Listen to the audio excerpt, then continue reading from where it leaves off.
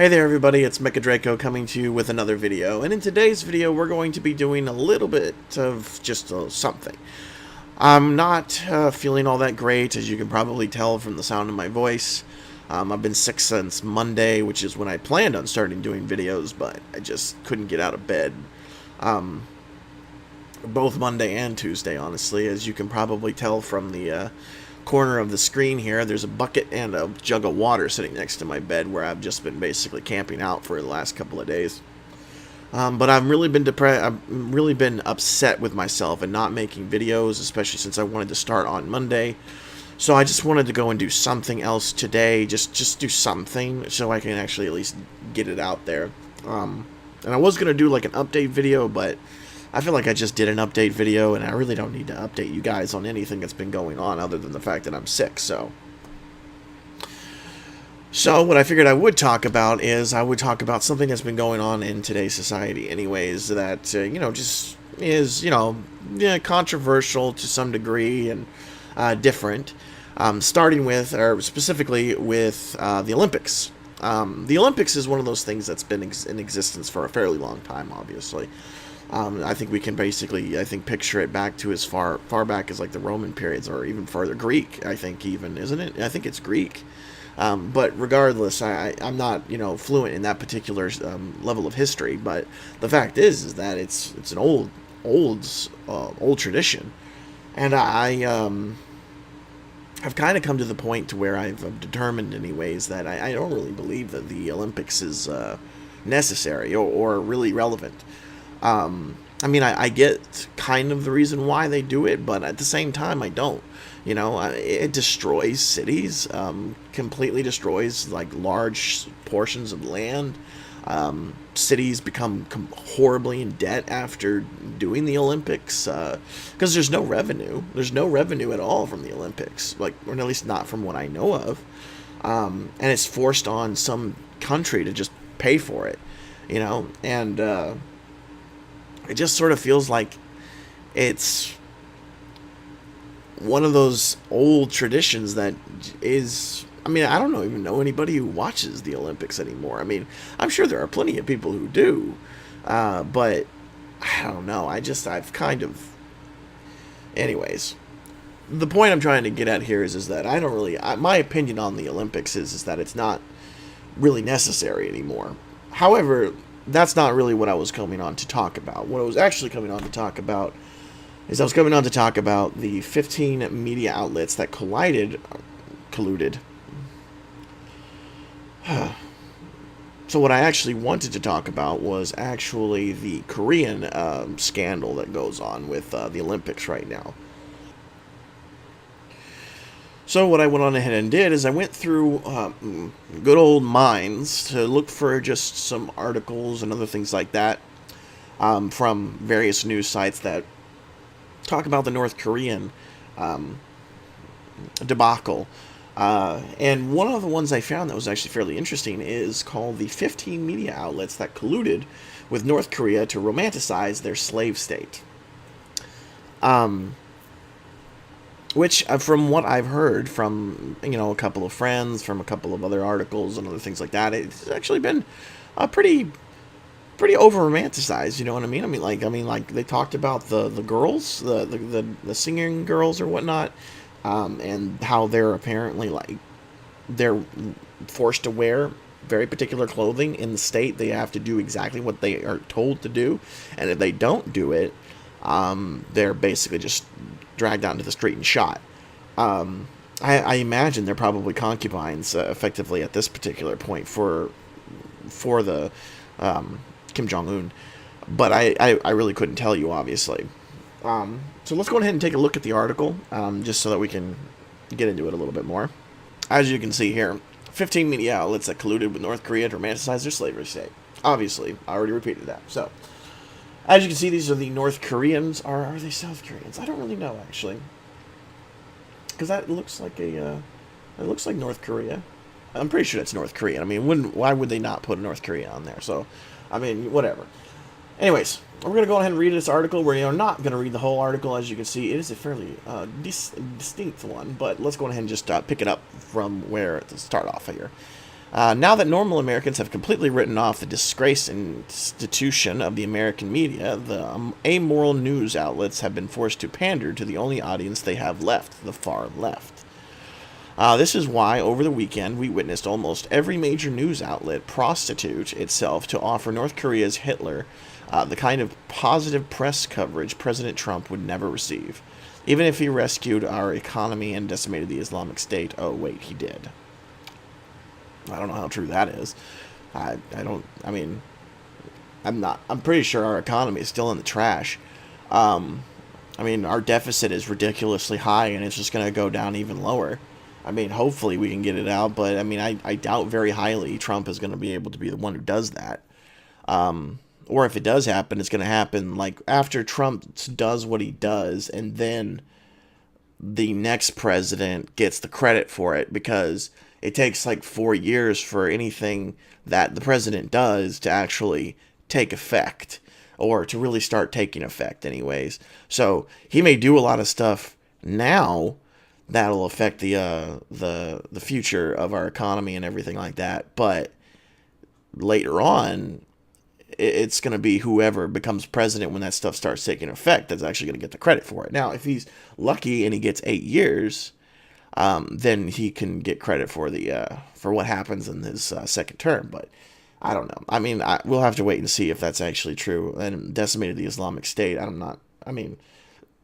Islamic State was on the verge of destruction anyways, which is kind of the whole point of what I was talking to before. We've been fighting them since Bush, and now Trump's just they're effectively just giving Trump the credit for that. But anywho, I don't want to go on too much of a tangent, even though I already kind of have, so let's just go ahead and continue. Yep, over the weekend, CNN and the New York Times, the Washington Post, NPR, ABC, NBC, PBS, even the Wall Street Journal, these big media outlets and more, colluded with murderous North Korean tyrants to normalize their slave state, to romanticize murderous regime that comes complete with concentration camps, public executions, and thousands and actual slaves.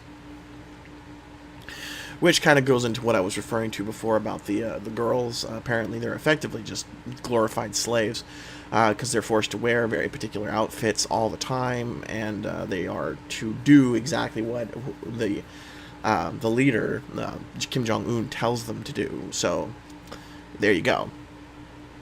Yep, over the weekend, the same media outlets that see only evil in Trump's every utterance concluded with a North Korea that regularly threatens our nuclear annihilation, which, is never going to happen, because North Korea's, they're crazy, but they're not stupid.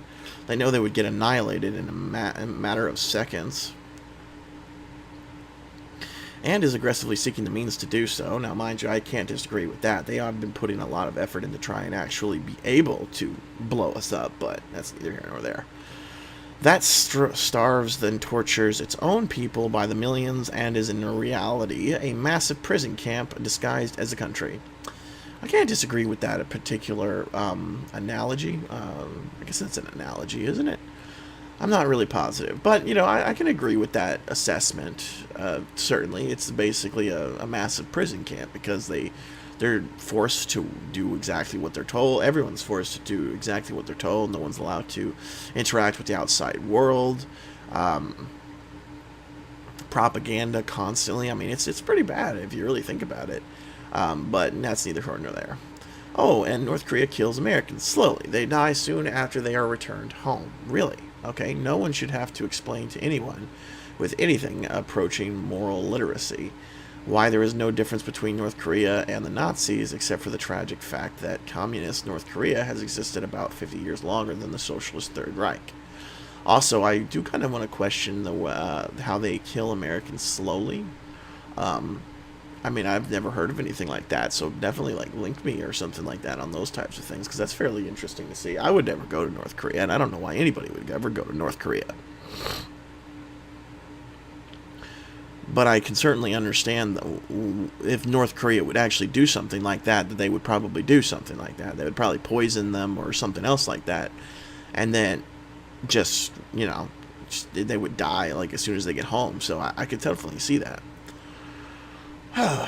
More than anything else, though, in order to sustain their status, apologies. Whew, I am not seeing very clearly at the moment either, so I apologize. What these murderous regimes count on is propaganda, and not just internal propaganda, but the complicity of Western media outlets to put a shiny, happy face on their gangsterism. Gangsterism, I'm not really sure if that's a proper word for it, but to normalize, even glamorize them. Throughout our own history, the American media have all too often done exactly that. Monstrous tyrants such as Joseph Stalin, Fidel Castro, Hugo Chavez, Mao Zedong, Yasser Arafat, and Ho Chi Minh have all enjoyed rock star coverage from our media. Driven by the statist impulses that animate too much of the political left and their own seething hatred for everyone on the political right, our media has always been willing to idealize the I'm not going to be able to say this. I'm not going to be able to say it. The enemy of their enemy, conservatives, even if that enemy engages in mass slaughter and refuses even basic human rights to billions. I'm not sure if it's billions. I'm pretty sure there are not billions of people living in North Korea. Now, I'm not saying I couldn't obviously, be wrong about that, but last time I checked, there's not billions of people in North Korea. I mean, they might be mentioning billions of people just in general, though. However, I don't think China's all that bad when it comes to... I suppose China probably is that bad. I don't know. I really don't, unfortunately, know too well about China. I don't keep up with them very well, and I probably should. But, I mean, there are definitely billions of people in China. But if he's just referring to North Korea, then there's definitely not billions of people. But I get the sense that since he used the word billions, he's probably referring to, like, just every communist state that's out there. So this kind of just keeps going on and on and on about, about all of this. It doesn't really actually talk about the Olympics as much as I was hoping it did. I'll read the last paragraph here. Now, finally, keep in mind that Kim Jong-un's sister runs concentration camps, that those North Korean cheerleaders are all slaves, and that this is exactly the kind of coverage this evil regime was hoping for. So what little I do know about the Olympics in North Korea anyways is that they, it's mostly just it's the same thing that essentially the article has said. There has been a lot of romanticization and pushing up on the narrative that North Korea is okay, which I don't understand why anybody would say that. Why would anybody say that? Everybody knows what North Korea does. It doesn't even matter who you are, what side you're part of. The stuff that North Korea does is sick. It's disgusting. It's a travesty against humanity, and it's one of the most horrible things. And you can listen to North Koreans who have gotten out and how they always believe that Americans, for example, don't look anything like humans. They don't think the same way that we do and everything else like that. And they're completely flabbergasted by the fact that they exist the way that we do, that we have what we have and that we can do what we can do, that we're allowed to do what we're allowed to do. They're just completely astonished by it, and it's sad, and it's propaganda and indoctrination since birth. They're given that since the day they're born until they die, that they have to follow the rule of the supreme leader, and that they have to do what's told to them. They have to follow the laws and all this other jazz. And the fact is that they're a starving country. They're almost always starving. That's practically a war zone across the entire country. So it's everything's half of everything is destroyed. There's border, huge military presence, basically everywhere. It's pretty bad.